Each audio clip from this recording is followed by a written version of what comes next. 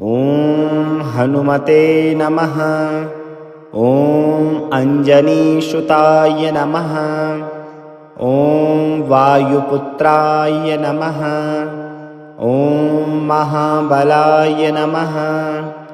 ॐ रामेष्टाय नमः।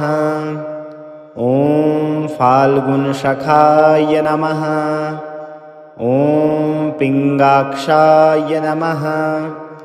ॐ अमितविक्रमाय नमः। ॐ उदधीक्रमणाय नमः।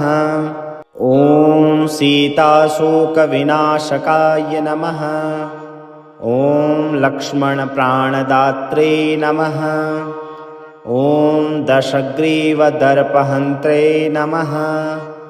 ॐ रामदूताय नमः। ॐ सूराय नमः। ॐ केसरीनन्दनाय नमः। ॐ मारुतात्मजाय नमः। ॐ तत्त्वज्ञानप्रदाय नमः। ॐ सीतादेवी मुद्राप्रदायकाय नमः। ॐ अशोकवनिकाक्षेत्रे नमः।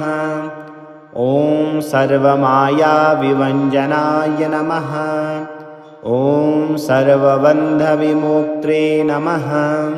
ॐ रक्षोविध्वंसकारकाय नमः।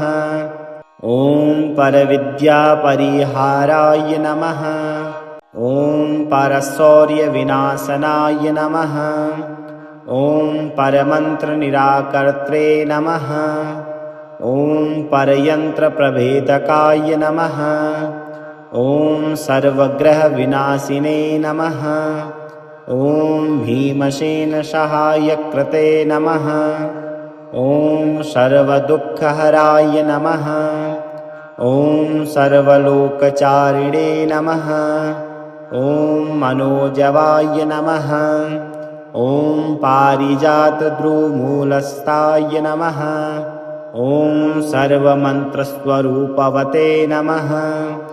ॐ सर्वतन्त्रस्वरूपिणे नमः।